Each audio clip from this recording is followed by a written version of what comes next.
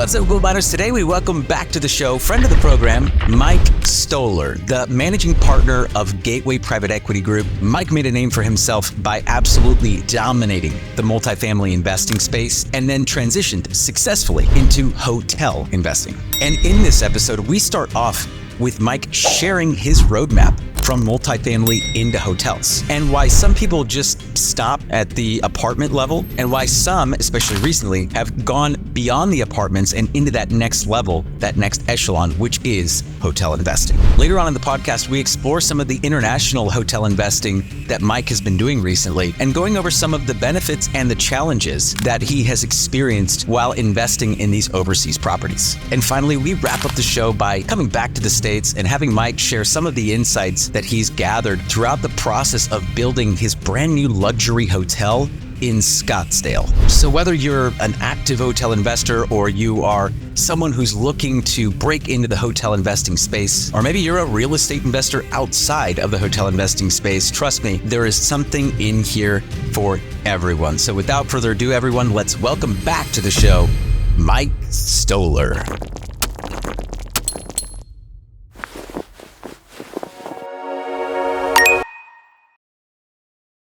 Mike, welcome back to the Gould Mine. Thank you, sir. Danny, it's a pleasure. We had a blast last time, and when you reached out to me, I was like going, man, it's one of my new best friends, man. And we're so aligned with, business wise. It's just like it's an easy conversation between the two of us. So anytime. 100%. No, I feel the same way, and I've obviously been observing from the sidelines, but catch us up. Like, what's the latest with you, with Gateway? Like, how are things progressing on the hotel side? I know we talked about the boutique stuff out in Spain. So catch us up. Yeah, it's it's exciting. It's like you almost get chills because it's like, the last couple of years has been kind of stagnant.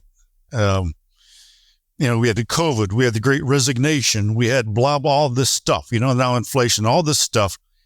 And so it's like, you get that itch. It's like, man, I need to start buying. I need to start looking. Mm-hmm. And we're working too much in the business, just getting things going, making sure that everything survives, after COVID. And for some reason, it's like, last part of 2023, 2024, we're now starting to see all of this buildup around hospitality. And it's really exciting. Since we last talked, I know we talked about the boutiques in Catalonia, Spain, Casa Brava area. We just closed on our first one, and extremely satisfying. We have a team that's built up that is based in Barcelona, and they're just after it. It's just, we bought this rural, they're called masillas. If you didn't listen to the last podcast, what a masilla is, it's a very old farmhouse or very old estate. That's what they call the old castles. And, the one we just bought, I think it was it's new. I think it was built in 1640. So it's a newer one. Wow. It's fantastic. And ladies and gentlemen, it's 7 rooms, 24 acres in the foothills, close to the Mediterranean. It's around 600,000. It's just unbelievable deals. And the one that we're getting ready, I'm about a week and a half out of doing a syndication. It's all the attorneys, and it's like, come on, attorneys, when are you going to give me back the paperwork so I can do this? But we're opening up a syndication probably sometime in May for Spain. And the ones that we're looking at, I think we discussed later in the past one. One is a castle that was built in 1610. It's on 107 acres in rolling foothills in Casa Brava. And it's going to be, it was absolutely beautiful inside. It was a boutique prior to COVID. The old man that's in his middle 80s just never reopened it. Yeah. Didn't have the spirit. So we're getting an extremely good deal. We're working with the banks over there, but it's going to be, what we do over there is just cash buys. We don't worry about any type of funding. because it's not that expensive.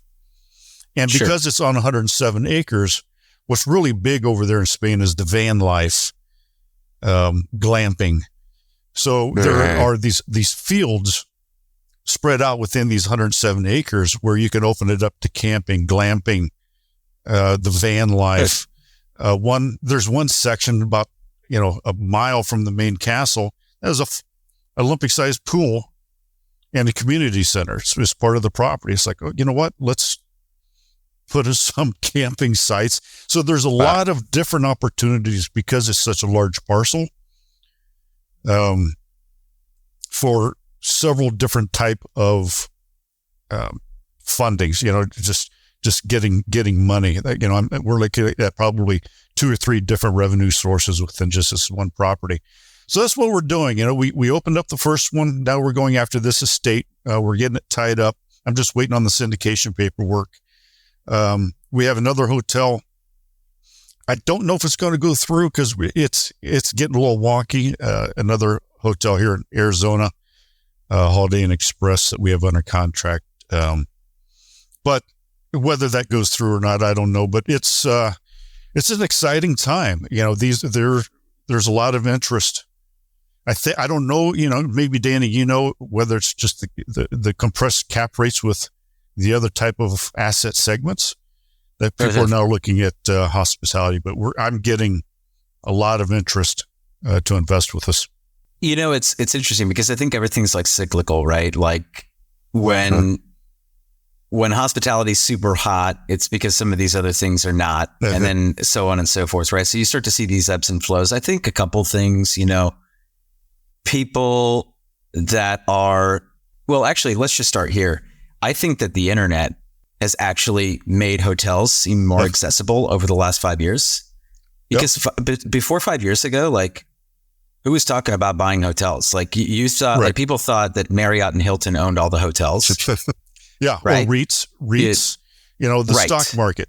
It's amazing if people tell me that, like, I didn't know regular people could own a hotel. Exactly. Well, most of them are actually, the mom and pops. And, that is true. It's when you don't have the podcast, when I first started in multifamily, single family, I'm like, I never even dreamed. I didn't know it was possible to own a hotel. Yeah.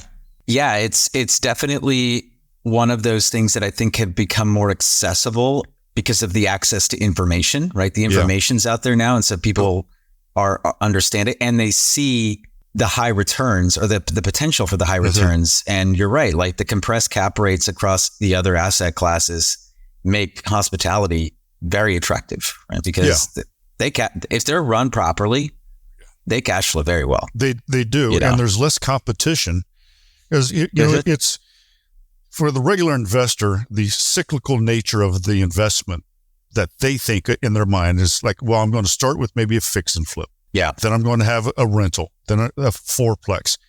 And their dream really stops at multifamily. And maybe they go from a C to a B. Their dream is an A. And they don't realize as they build up in those type of things, the compression of the cap rate returns gets lower, because you have a 200 door C class is going to make more money than 200 door A class, possibly because of the added amenities, the cost, the area. So no one even thinks about hotels. They kind of stop at that multi-level part and they say, well, I'll just own a 200 key or 300. They just go up in multifamily and syndicate there. So when I tell people, and plus, what I found is it's funny with my investors, they're like, I just want to tell my friends that I own a hotel. It's sexier than it is sexy. It's sexier. And I have these people. It's like, Mike, I don't want to invest in anything. I want a hotel. Yeah. And plus, and that's another group that wants that I'm looking at with the investments in Spain. They're like, oh, that's even sexier. I own a boutique high-end castle in outside of Barcelona, Spain. And then I tell them, I said, what's even sexier is how'd you like your European vacation to Spain be possibly deductible because you're going to go overseeing a business asset. And they're like going, oh, okay, how much money do you need? It's, Yeah. and I said, I'll tell you what, you give me enough money, I'll let you stay there, Yeah. a couple times a year for free, So it's so funny with the emotional drive also with these different assets.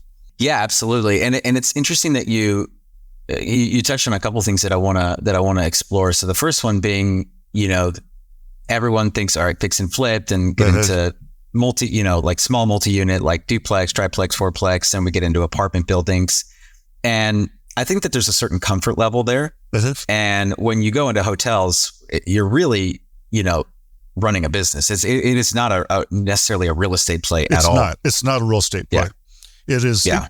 Well, if the government looks at it as a small business, it's not real estate. It is. It's the best of both worlds.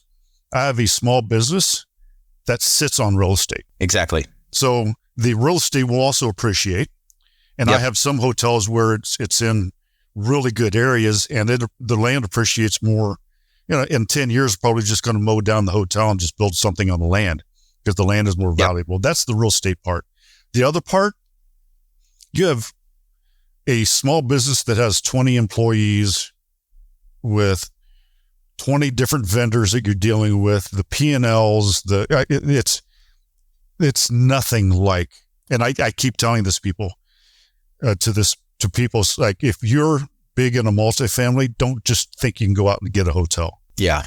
It's really nothing like, it's not the same. So how did you do that, Mike? Like, how did you make that transition and how did you get yourself educated to the point where you were able to make that? Because you did it, right? You were in multifamily before and then you went over to hotels. So what was your roadmap? Yeah. And, this is a great story, everybody, that don't be afraid to go outside of your box as far as assets. You just have to do it the correct way. So what I did is I had this portfolio of multifamily, and I had this group, I think out of Idaho, that had this really big 1031 exchange. And unannounced, they just emailed me. Somehow they got me email and said, we want to buy your apartments. I'm like, no, I'm making a lot of money. I'm golfing 3 days a week. I'm happy. I finally have, the life that I want. So, but anyway, short story, they finally gave me this price that I'd be a fool, not to take. It was just crazy money. But then I was like, what am I going to do? I'm going to now be someone else's fool, or a crazy guy is like, I'm going to make someone else a lot of money and buy another apartment complex at a 4 cap. And I was used to buying them at 8 or 9, and now they're down to 4. Yeah. So what I did is I found a guy, and it's all about networking, ladies and gentlemen. Always, always, always network. Get involved in different conferences, a lot of business cards, talk, grab a drink, talk to strangers. You never know who you're going to get introduced to. I got introduced to a guy that had 25 years of hospitality, hotel experience. And he just happened to come across, one of my email chains. And I was like, oh, I want to talk to this guy about hotels. Well, I had the money. He had the experience. So what I did was I said, I want you to find me a hotel here in Arizona. You're going to teach me everything that you know along the way. I have the money. You don't have to put in a penny, but I want you to run the hotel and I'll give you something on the back end.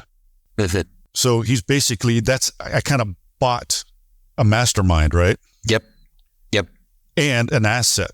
So that is how I did it. And then we still have that hotel. And he is running, this guy is actually running my Barcelona portfolio that we're going to have, because he has an apartment in Barcelona and he spends half the year over there. So he's running the team. But that's how you do it. Don't do it on your own, because you most likely fail. And some people are like, why would you give him, a portion of the back end? I'm like going, because I'm going to make a lot of money, and I'm not greedy to give someone X amount of percentage of the back end to teach me everything they know. And also there's alignment there too, right? Like whenever you incentivize someone with, shared profits, if they're, and everyone's wired differently, right? So I've learned the hard way that you can't incentivize every employee or every person the same way. So some people, you giving them that would fall on deaf ears. But if he's financially driven and he's competitive and he's got that type A personality, or she, you're gonna, but he's going to be very incentivized by that, and so you have to kind of figure that out. Absolutely, and he was. It's like going, look, you're going to work your ass off with this brand new asset. You get paid when I get paid, and it worked out. And now we have this partnership, and he's partnered with some other assets, and now he's running the Barcelona. So it all worked out. It's great. So would you say then, because you've never had, he's been your manager the whole, like your operations guy the whole time for all of you? No, just one. Okay. Gotcha. Just that one. And then as I learned, I was like, you know what? I'm going to take a shot, raise money, do a syndication, buy another hotel. And then did it on my own.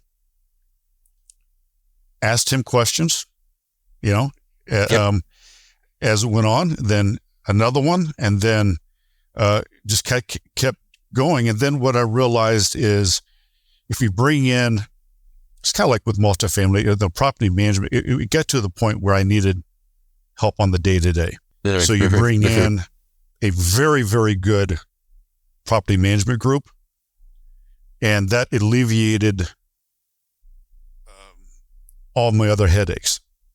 Yep. So now we finally are to the point where it's like, okay, now I can start buying, because now I don't have to, in any of our stuff, I don't have to worry about any of the day-to-day stuff. It's now happening. Yep. And I would recommend, if anyone, contacts me outside of the group, outside of this podcast, if you want that property management group, their name and their contact information, highly recommend it. It's like my God's the godsend when you finally find that group. So this is, when you say property management, you mean like a hotel management company that specializes in hospitality?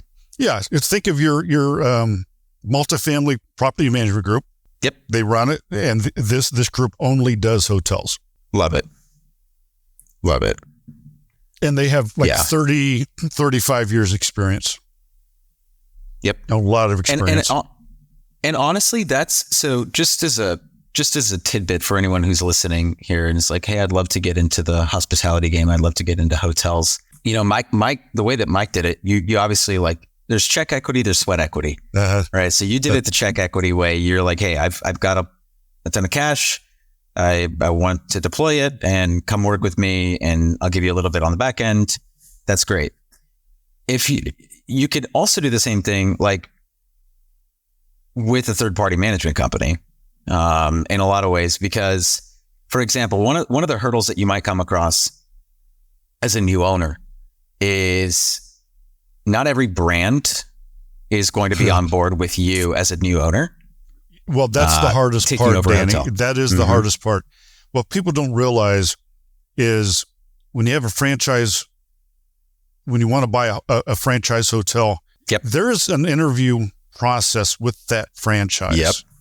Okay. There's, number one, before you even do the interview, they're going to want $50,000, $75,000 just application fee. Non-refundable. Dude, Marriott's like 200. Yeah. Like well, if you go like 200. Hilton, if you do Hilton Marriott, it's, just to see the PIP, it costs you $10,000 just to see the PIP. Yeah. Property improvement plan. I'm like going, wow, okay. Welcome to the franchise.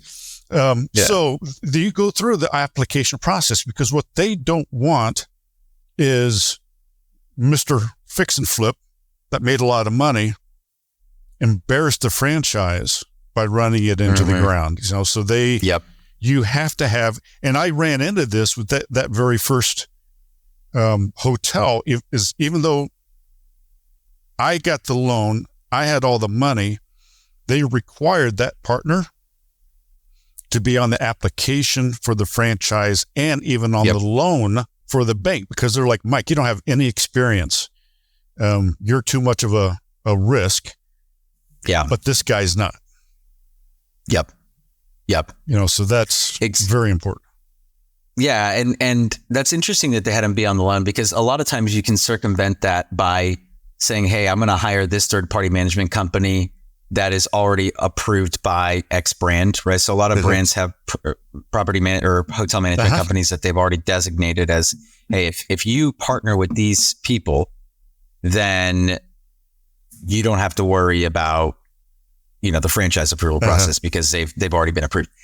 That being said, there's obviously a cost to that, and every management company is different. There's great management companies, there's horrible management companies, and everying in between. Right. There's, they're going to take a 3 to 4% fee typically, right, on the management fee. 3%, on top, 3%. Yeah. And some of the smaller hotels, it's 4. So like I've seen some management companies on like the lower producing ones take 4, but 3 to 4. Or they'll do a minimum, instead of like a percentage on some of the smaller properties. They'll say, look, it's not worth us doing all this sort of stuff. It's a minimum of $5,000 a month or minimum $6,000 a month, whether you make money or not. So there's different ways that they go about it.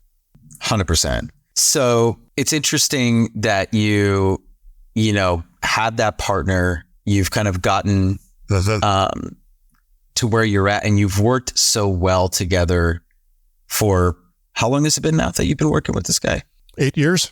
I feel like that's pretty rare to find someone that quickly, right? And get along with them that well and work together. What would you say are the secrets or the recipe to the success of that relationship? It's almost like what's the secret to marriage? It's compromise. It's knowing your lanes. It's nothing happens without the two of us getting together.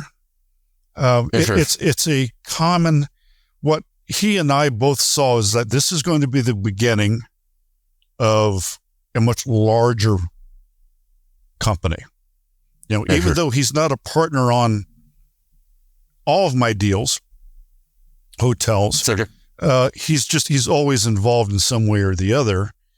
And it worked out to be, he's the one that kind of got me into the Barcelona and the Spain thing. He said, come on over, you should see.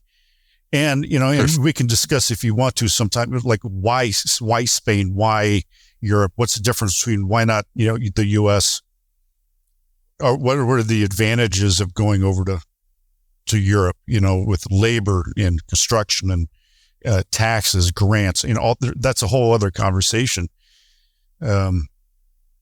Difference between capitalism, socialism, and you think it's like, this sucks and this is good. And it's like, it depends.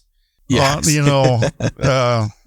That's a whole other topic. It's just crazy. The labor demands, like in more of a socialist country, because the people don't expect anything. They don't strive to be a boss. Yeah. They only want to make a certain amount of money. They want a lot of time off, and they don't strive to do anything else, because if they do anything else, get raises, they get taxed more. They just want to have enough money to go to the beach and go to the disco, and they're happy. They don't strive to be anything better than what they are. A little bit different from the American labor force. Right. And we talked about, the higher returns on the international deals, specifically the ones in Barcelona or around Barcelona, which, by the way, Mike, the next time I go to Barcelona, I'm calling you, we got to make that. I'm staying there, brother. I'm really hoping. I love Barcelona. I could live there, honestly. Well, I'll probably end up getting an apartment there. Yeah. Because now it's a write-off. It's like, listen, everyone, once you get to a certain level of investments, I don't do anything unless I can make money off of it. Or it's like, I want to live here. I want an apartment here. How can I deduct it? How can I write it off? What do I need to do? You're always churning in your brain on how can I get something for nothing or for free or for less. And it's, how'd you like, and then you get the golden, what's it called? The golden something residency in Spain. If you spend X amount of dollars for an apartment, then you get this visa where you can stay there as long as you want. It's kind of like a residency visa. Interesting. I think if you spend $500,000 in an apartment, let's say Barcelona, which would be a beautiful apartment, they give you a certain type of visa. And because right now I can only stay there, 90 days. Then I have to, at a time. At a time. Then I have to go home for several months. Then come back. You show that you're investing in the economy. You get a certain type of visa that allows you to stay the entire year if you want. There's no rules and regulations. But what we found out with the Barcelona, real quick, is it's really hard to do comp sets. It's really hard to look at competitors. Yeah. Because they just don't divulge that information. It's none of your business what your neighbor boutique's doing. But we found a way, our assistants and things, what they did is they just looked at their calendar, for April, May, June, July, and just looked at their bookings and how much it was to book it. And what we realized is all of them are booking, basically they're renting out the whole, they're not doing like a nightly rate very, very, very often.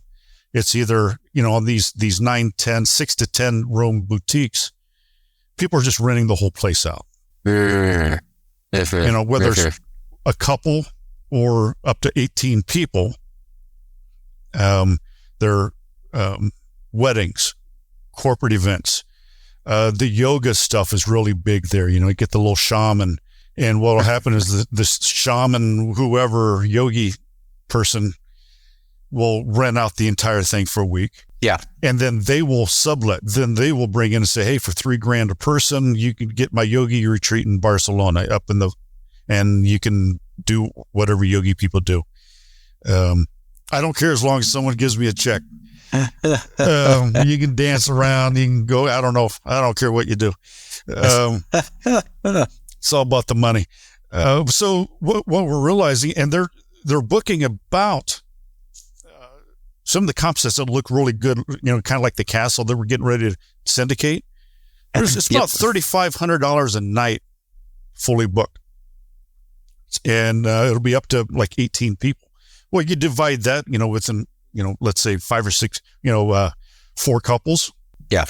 It's a regular upper end hotel, but you get a whole castle. So if you're all in, for not very much money, you can see that the returns of $3,500, you can discount it $10,000, $12,000 for a 5-day period. You can make a lot of bang for your buck because you have no debt.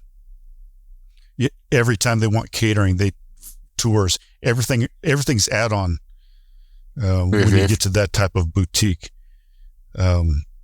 So the returns they're phenomenal. I think this deal all in with the renovations, everything's, let's say for the castle, 107 acres, I'm going to raise $2 million. No debt. That's it. For a castle that's already a boutique, places for cabanas, 107 acres, all this stuff that we need to do, $2 million all in. And it's just, you look at the cost. I can't build a hotel here in the United States for less than $200,000 a key. If it's a nice hotel, I'm getting a castle in Spain. And the taxes, the grants, all that stuff is no big deal. Very few employees. You need caretakers. It's just like, it's mind blowing. And there's no one in Spain that wants to buy them because then the country will go, well, where'd you get the money? Do we need to tax you more? No one wants to do it. So they're actually incentivizing the Americans. And if you look at news like the Black Rocks and the people that are like pumping billions of dollars in real estate worldwide, look up an article on Spain and Italy, Portugal. They're all coming in. They're buying the big stuff. All of these investors, all these syndicators, all these REITs are starting to go into Europe starting now, just because of the labor BS here, construction costs, interest rates, and they're just going over and just buying stuff for cash. It's amazing. Well, it makes a lot of sense, given everything that we've discussed. There's lower operational costs over there, and the price per room, key, whatever, is going to be usually less than it is here. A lot so less. It's like the acquisition cost is less. Even the renovation cost is going to be less because labor and supplies are less money. So overall, it's less expensive. Yeah, and it sounds, just the numbers that you're telling me is like $3,500, $3,500 a night. That's effectively, you said 5 rooms, 6 rooms, 9 rooms. So that's $350, $400 a room. That's pretty much what a hotel could generate here in like a mid-scale hotel in like a tier A market. That's what you're getting. Or do you want a castle in Spain? And the castle it's 12 minutes from the Mediterranean. Oh wow! So it's a big hiking area. It's kind of in the woods northeast of Girona. So you have Barcelona, Girona, and then towards the Med northeast are these properties that we're looking at. And basically, it's you get the destination weddings, you get the corporate retreats, but what you get is it's an hour and a half from Barcelona. So you get the weekend getaways, right, from people from the city. Yeah, that's beautiful. So that was actually one of the questions I was going to ask is how are you comping? How are you underwriting these deals? So it sounds like you have a team that has access to data for other boutique properties in Spain. And they're kind of using that as a baseline to comp it out. Yeah. So they comp it out and it's just so weird. It's like, there's really no inspection process. It's like, they're like, dude, this is built in 1610. It is what it is. But what you do is you go look at the electric panels. You look to see, if what's been updated. Right. Restrooms, it's, still have the outhouses. What's the moat? What do you, but so you comp it out, and they do have brokers and real estate personnel there, and this is what it's worth. This is what you're getting, but it's just because it's out in the mountains. It's not like you'd pay a lot more for a hotel in Barcelona because that's the touristy. Yeah. It's like going to New York City. That's Chicago.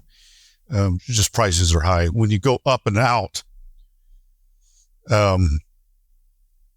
it's just, it blows my mind. We're fighting for this other estate and lost it. And my God, it looked like this Malibu estate and this Hollywood estate overlooking the foothills and these fields, 72 acres, 6 rooms, and it was 1.4 million all in. And I'm just like, oh man, Now, these are long-term stay, as everyone and Danny can tell you, hotels are a lot longer syndications. The investment is, we're not putting lipstick on anything. All of my hotels that I syndicate, that I own, these are longer hold periods. Unless you really go in and say, you know what, I'm going to rebrand this, refurbish it, get a new franchise, and then try to sell it. And Danny, your hotel deals, these aren't 2-year, 3-year things. The Scottsdale one that we're getting ready to do is 10 years. These are long-term holds. Spain. Why would I sell them? Sure. You know, I want to own a castle. I want to be 80 years old and go to my castle. You know, Hell yeah, dude. You know, martini in my hand. That's so epic. You know, they all have bars in them because they don't have the liquor license crap that we have here.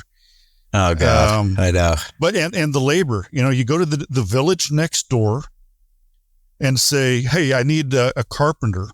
And they say, go down this street, go down to the street and knock on this door.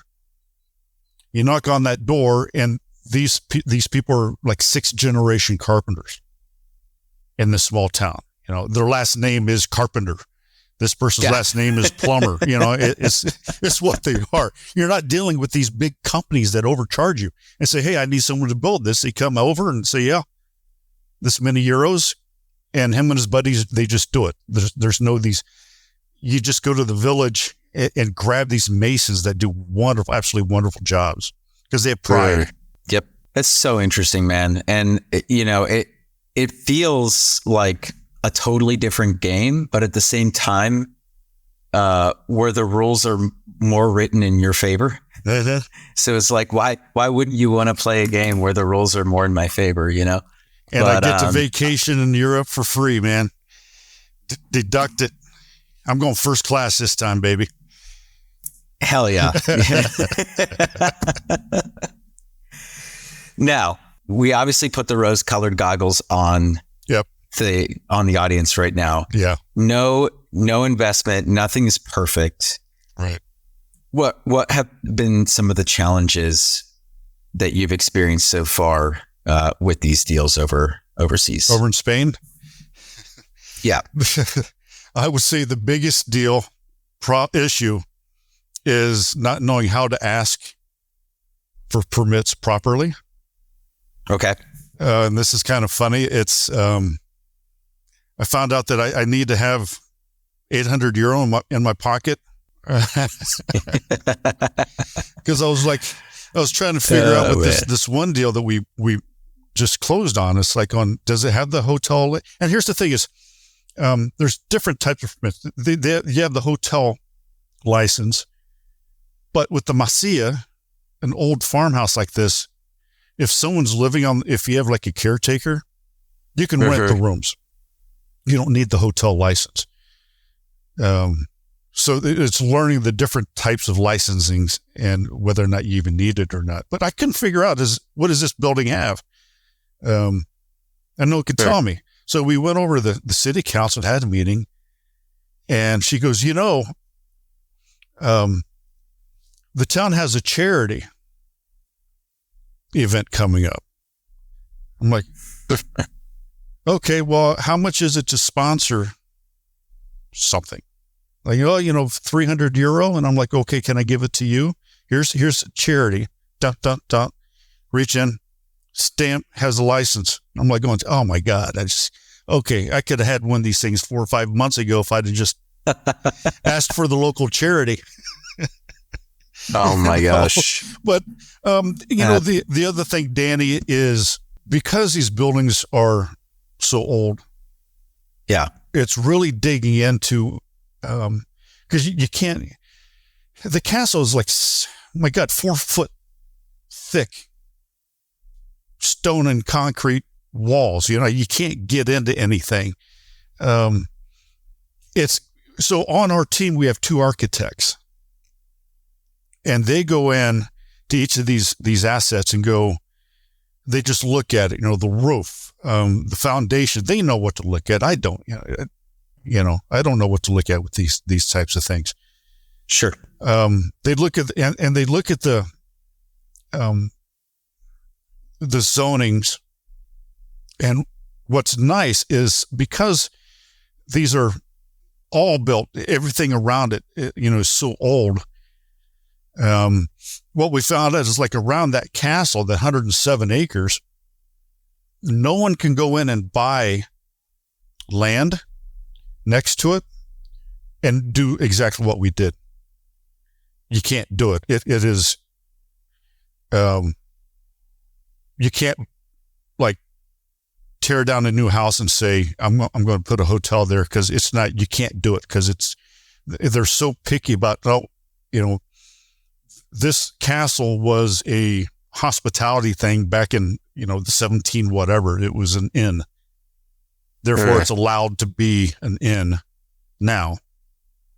So you have to pay attention, get the architects and the history. I mean, they just don't keep paperwork and things like that a lot. A lot of times. So the risks are finding the right person to say, yes, I can do this, or I cannot do this at this particular location. And then there's the drivers. It's the same thing. Why would people go to this place? And that's what you have here in the United States. And our drivers are, have changed here in the United States with the type of hotels that I buy and build. What brings someone to this hotel, to stay? Right. What kind of traffic? Do I need truck driver parking? Do I need, like in Spain? And here's the thing also with Spain. So you don't have a property management group. I only need a caretaker and a maintenance guy, husband, wife, they live in this shed behind, the little casita. What you have is event planners over in Spain instead of property management groups. And then it's all marketing, PR. Our goal, ladies and gentlemen, is to have a website. And you're going to have a click down, and it could be the boutiques of Europe. It could be whatever. And then you go Spain, Portugal, Italy. We want several to choose from, boutiques of the world type things. But so it's all PR. It's maybe getting influencer groups to go stay, in Spain, so they can do their little selfies and things like that. So it's more of a PR thing and event planning thing instead of property management, putting things on Travelocity and Booking.com. It's a little bit different. It's more of a event thing. That makes sense. And actually, that was one of my questions. Is like, it sounds like there's a lot of, and we were talking before the show. You're like, hey, there's like 4 or 5 different revenue generators for this one piece of property outside of the hotel business. And so my head starts to go to like, well, who's managing all of those different ancillary revenue sources? Because like, that's a lot of management, and there's a lot of knowledge that goes there that has to be used there in order to kind of like make sure that things are run properly. So it sounds like you have different. Now, is there one event planning person for the property, or do you hire like a conglomerate or a group? It's a group that. Okay, that's what I thought. And then they have different event planners for different niches or different. The concerts, revenue generating sources. Like what they're thinking about with this, the glamping part thing. What's really big in Europe, all these kids go around, it's called vanning. Their little, picture little VW buses, and they just go out and bring their bikes and they dance around, have little bonfires, do whatever they do. I don't care. But they do these touring things, and you give them a reason to come and do their magical concert thing. Then they do it, and they're spending it, $100, $150 a person per night times 50 people. Yeah. Now all of a sudden you have a resource, another revenue resource. And then what we're going to do is, on other parts of it, they're like kind of tiny homes, luxury tiny homes. And we're going to put 20 or 25 of those up in the woods in this area. So, the castle only has 9 rooms, but now for $300 a night, a little bit of a discount, you can stay in these luxury pods, these little tiny homes that look like a luxury hotel room. And we can put, right now the cost is to manufacture and put them in is about $40,000 to $50,000 per tiny home over there. Again, I can't have here in the United States. I can't do anything at less than 150, 200,000 a room. I can put these little tiny homes up in Europe for about $45,000 to $50,000 per pod. And we have a manufacturer. We have someone that wants to actually be an investor and said, hey, we'll give you all the ones you want. So it's just a lot cheaper because the rail passes. It's just cheaper to do business there. There's no unions, there's nobody. They just do here's what it costs. So there's just a lot of different revenue sources for this particular place because it's just the acreage is just so big. It's really good. That, it seems to me like, because when I think of the States and I think of like these full service hotels, which by the way, it's funny that you said, I jotted down earlier, the 200 room Class C property is going to make more money than the 200 room Class A property because of the amenities and yada, yada, yada. Well, I think another thing that people don't really realize is that from a profitability standpoint, limited service, like, the Holiday Inn Expresses and like the Courtyards of the world, Motel 6 and the Best Westerns. Yeah. And the economy, like Motel 6s and extended stays like Residence Inns and everything. Those things blow full service, like, Marriott Hiltons with they've got the pool and the breakfast, dinner, and lunch and the bars and all, and the conference space and more employees. It's not that we're not doing that. This new build in Scottsdale is going to be a luxury soft brand Hilton. So you need those in your portfolio. And plus, again, I want to go to my luxury hotel and have a drink at my own bar in my own hotel. Absolutely. You have that thing, and I'm not going to go to our Motel 6 and look around and, okay, where's the donut? But those are the ones that make, ladies and gentlemen, the limited service, extended stay, even the expresses, those are the money makers. Higher cap rates if you do the cap rate thing. A lot less expenses. Our limited service, you get free breakfast, free internet. That's it.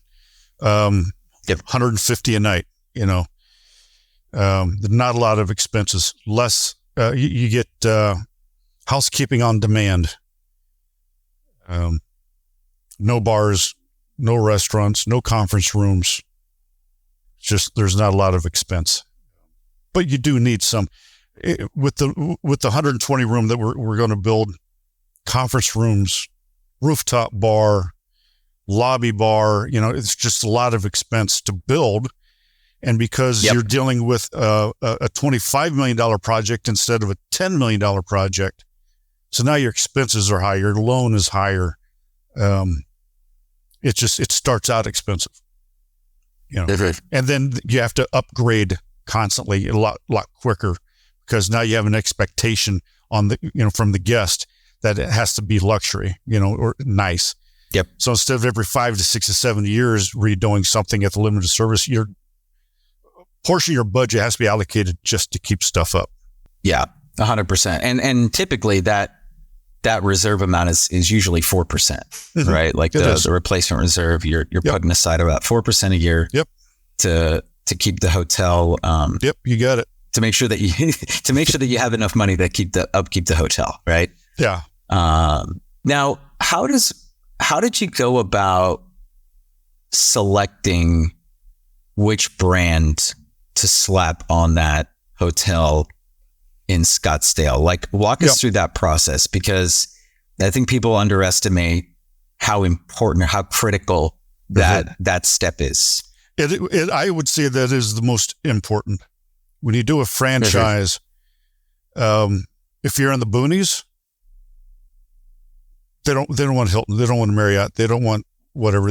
Give them a Quality Inn, a Red Roof Inn, give them what they want. But so, ladies and gentlemen, what you have to do is you spend a lot of money, and I spend a lot of money on a market and feasibility studies.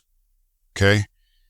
There are companies out there that are the top of the line, and they do a 45 page market analysis feasibility study on the size, that it needs to be? Because I'm like going, do I do a 100 room? Do I do 150? What does the market dictate? They go out and just analyze all this.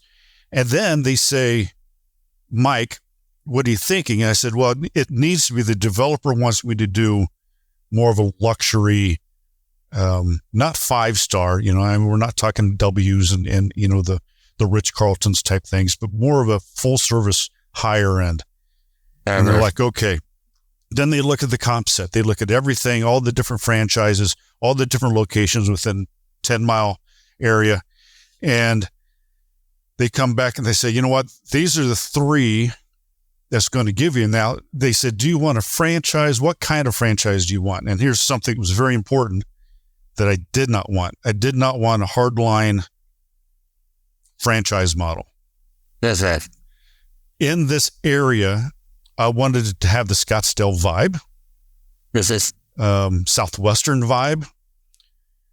If you went with a hardline franchise, it's like, nope. We are now on our blue program, Gen 5, and every room has to look like every other room in the entire world with this Gen 5 thing.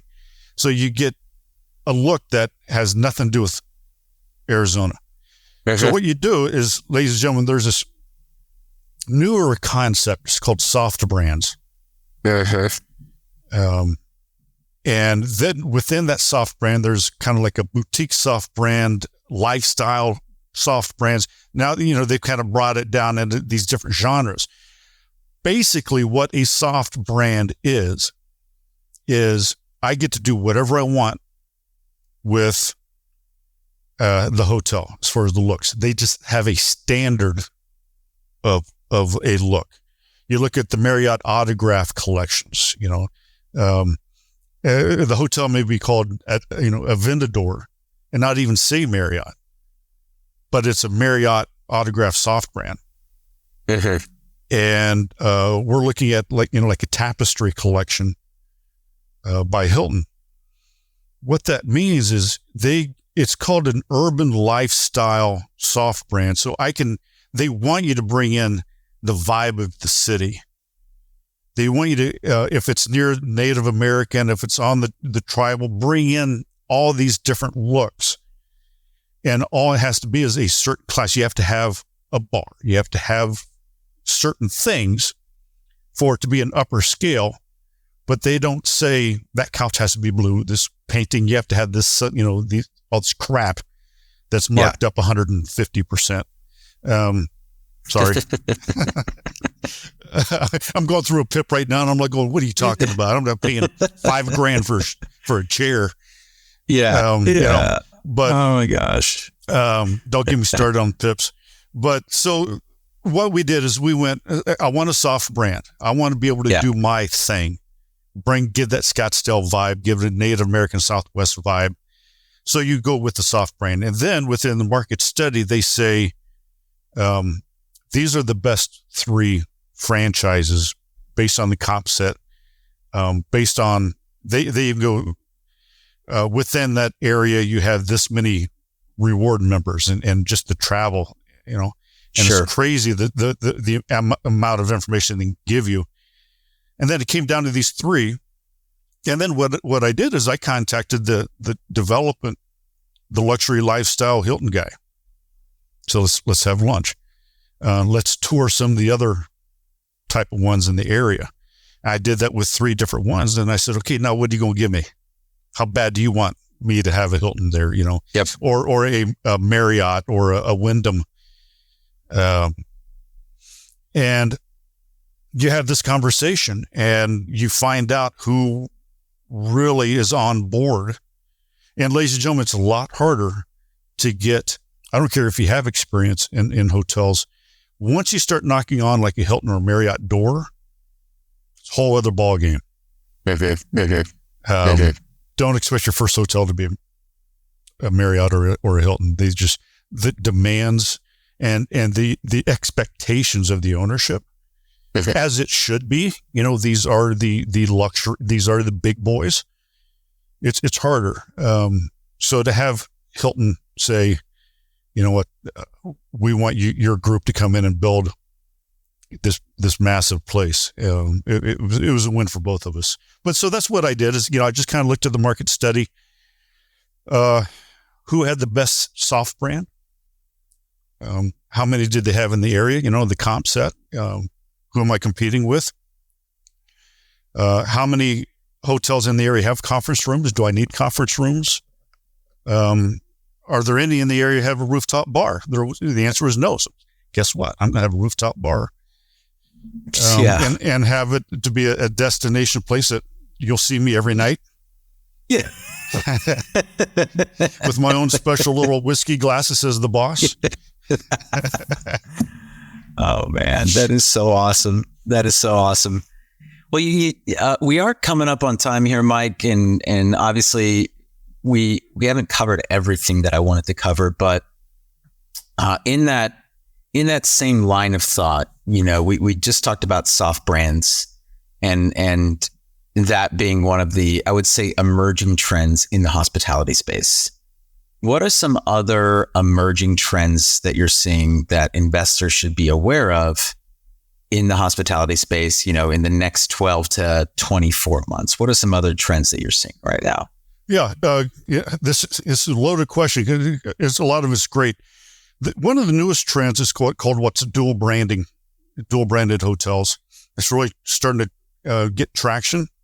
And what that is the same group that I'm going to build the Scottsdale hotel with. They're wanting me to build another one in the next year or so, 2 years, in this other area, more kind of a rural industrial area off the highway though. Yep.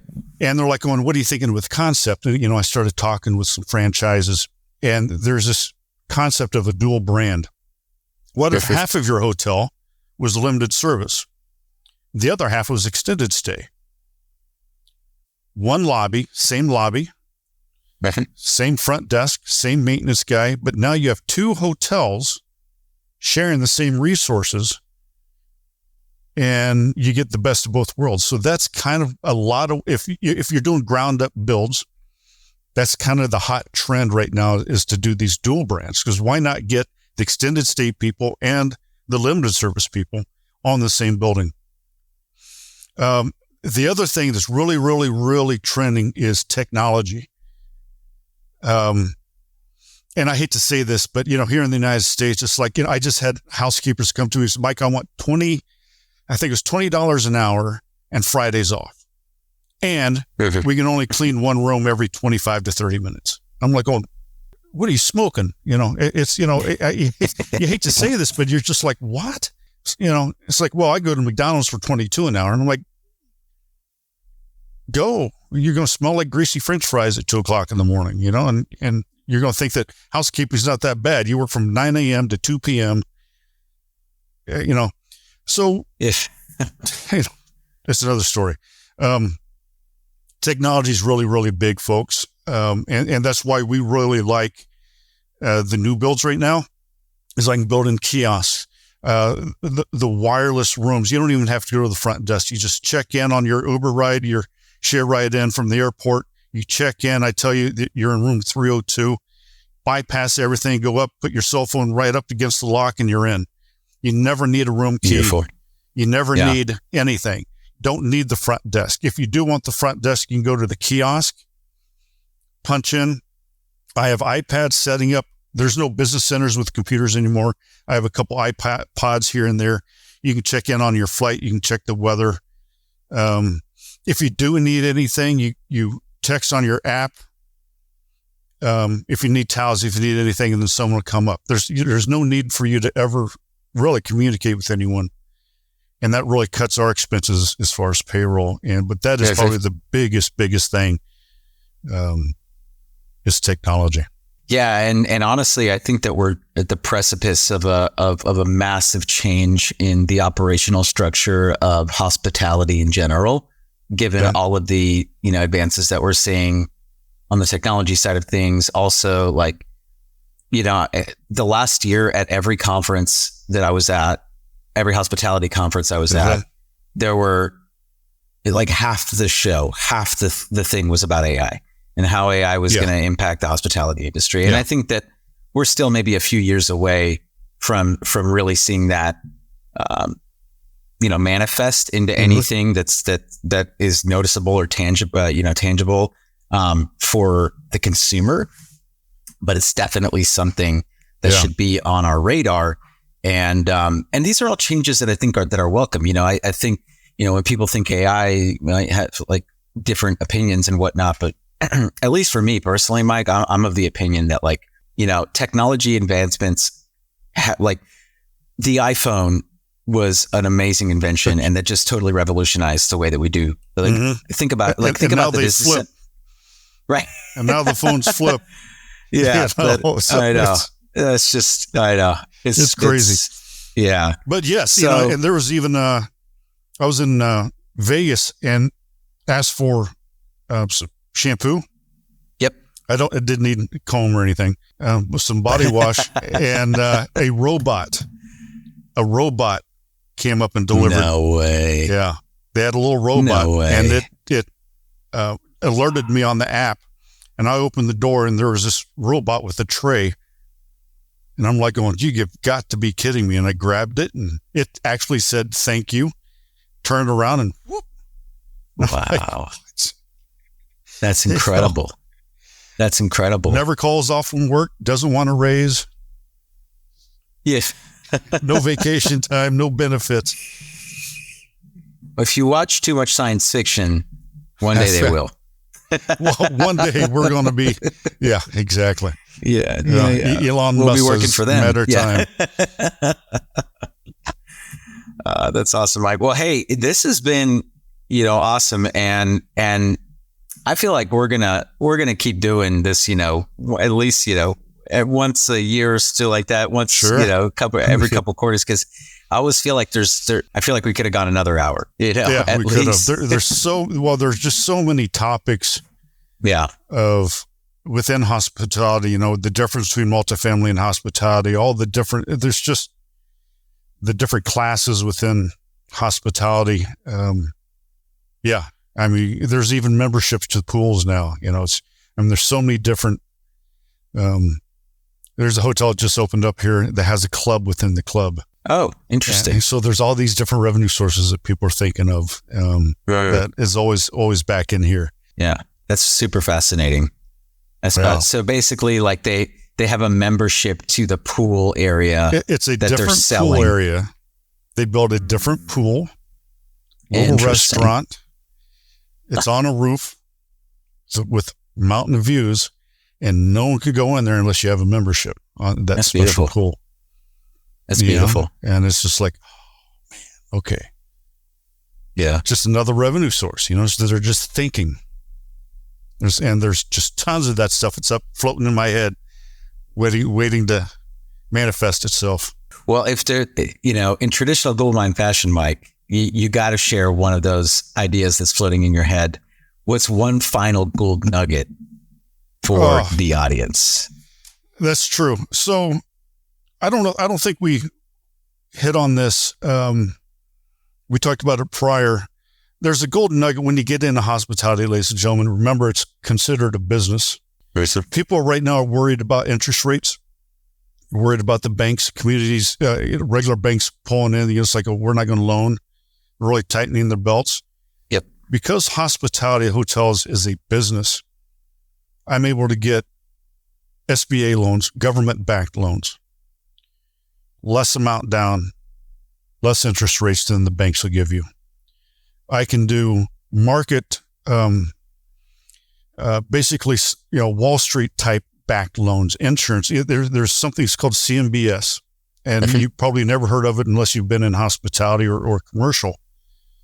But Wall Street, through insurance backed funds, will give you a loan. And they don't want that much because they're dealing with billions of dollars. And what happens is my hotel loan is packed into like 10 other different hotel loans, and they sell that as a fund within this market. There's also USDA loans, government backed. So if, we're looking really big in like different rural areas off of highways, maybe touristy areas, up and coming areas.